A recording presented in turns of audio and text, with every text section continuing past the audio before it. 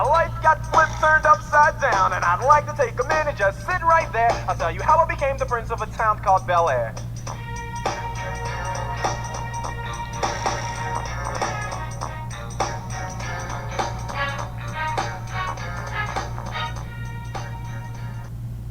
Hey everybody, it's the Science Geek, Mr. Geis, and today's objectives for this tutorial are to understand the parts of a graph and understand the types of graph and when to use them. Alright, so before we get to looking at the parts of a graph, we need to have collected some data. Every time that you make a graph for me, you're going to have to include the data in which you collected by using a table. In this table, I want to point out a couple different parts before we get started. We have a title up here, which is Table 1, Plant Growth in Centimeters versus Time in Days.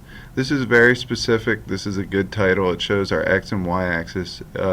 When we go to name our graph, it's going to have the same title. The only thing that's going to be different, it's going to be Figure 1. Because it's now a type of graph.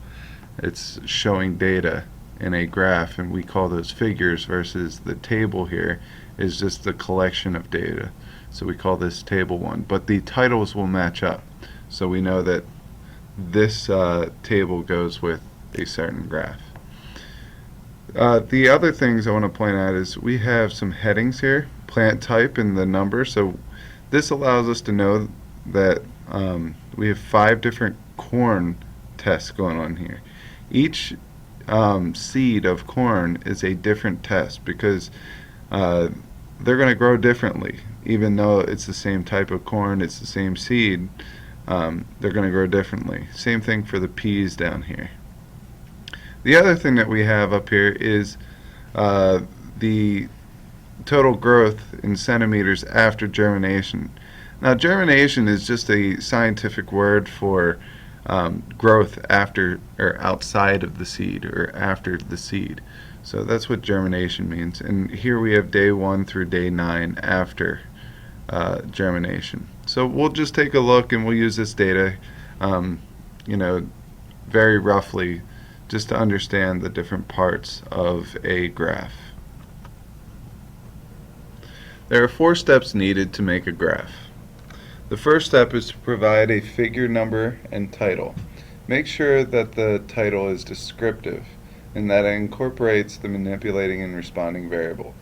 The title should be the same title that you use for your data table. The second step is to label the X and Y axis. Remember that the label needs to be specific. For example, time in days. If I wasn't specific in how I labeled my graph, a scientist could guess that time could have meant seconds, minutes, hours, days, years, decades, etc. So make sure that you're very specific in your labeling. The third step is to correctly number the axis according to the data. Remember that the data must be uniform. So when we're labeling our axis, we want to have specific increments that are repetitive and uniform. For example, 0, 5, 10, 15, 20 are in increments of 5. The reason why we do this is it makes the graph easier to read and it makes us able to determine the trends much more easily. If your data doesn't start near 0 and has a large break, for example, if our data started at 154 and only went to 160, we could use a data break symbol at the bottom of the axis. That will allow us to make a data break and then continue with uniform numbering afterwards. For example, if I make an axis over here and we want a data break, we would put it at the bottom and it would be a little squiggly line, and then we could start at 154 and then go up to 155 and 156. So that is uniform in number and very easy to read.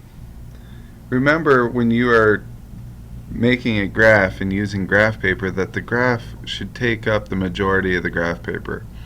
Small graphs are very hard to read, and it's harder to determine your trends. The fourth step is making a key or a legend. A key or a legend should be used when a graph shows differences between multiple groups. For example, differences between males and females. Legends should be used within the open spaces of a graph, and they should be specific and labeled. If we would take a look at this graph, our legend is down at the bottom, and it is showing the differences between three groups: cosmic, galactic, and stellar. These are called series.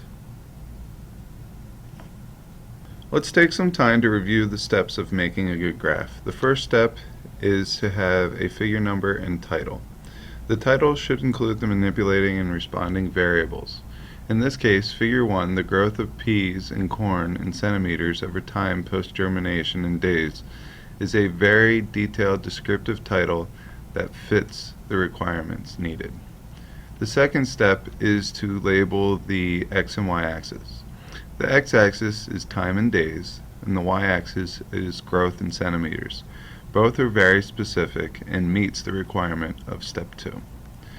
Step 3 is to make sure that our x-axis has a uniform numbering system that will help us determine the trends to our data later on. In this case, our uniform numbering system goes in increments of 2 and meets the requirements of step 3. The last step is to have a legend made.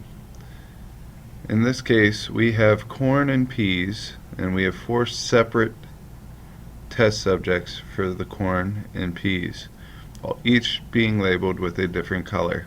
That will allow us to make a graph that is easy to read. We are now going to take some time and look at the different types of graphs that we may use in our class. The 3 different types of graphs that we're going to look at are a bar graph, a line graph, and a pie chart. There are many different forms and varieties of each one of these types of graphs, but I'm going to give you a basic overview of what each look like and when they should be used. A bar graph is the most commonly used graph. It's used to show numbers of trials that are not related. If we would take a look at the graph below, how long animals can hold their breath, we used a bar graph here because each one of these trials is not related to the next. Whales and dolphins and seals are not related, and each test is a different trial. So therefore, a bar graph should be used. A line graph is used to show relationships between trials.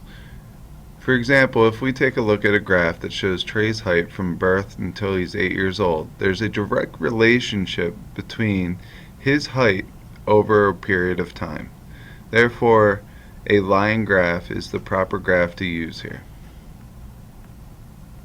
The pie chart is the last graph that we're going to take a look at, and it's used to show percentages within a common topic. Pie charts are often used when we take polls or surveys. In this case, what is a freshman's preferred genre of music? For a pie chart, you're going to want to use a legend because it's going to make the data easier to read. We could see here that rock music is the most popular with 33%, country is the next most popular with 25%, and classical is the least popular with 5%. The first objective for today's lesson was to understand the 4 steps of making a good graph. The first step is to have a figure number and a descriptive title.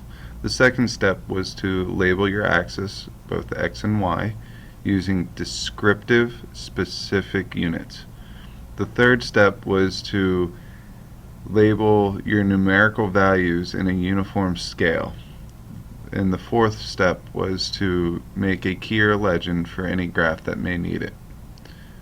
Our second objective was to understand the types of graphs and when to use them. The first graph type that we went over today was the bar graph, and it was used to show numbers of trials that are not related.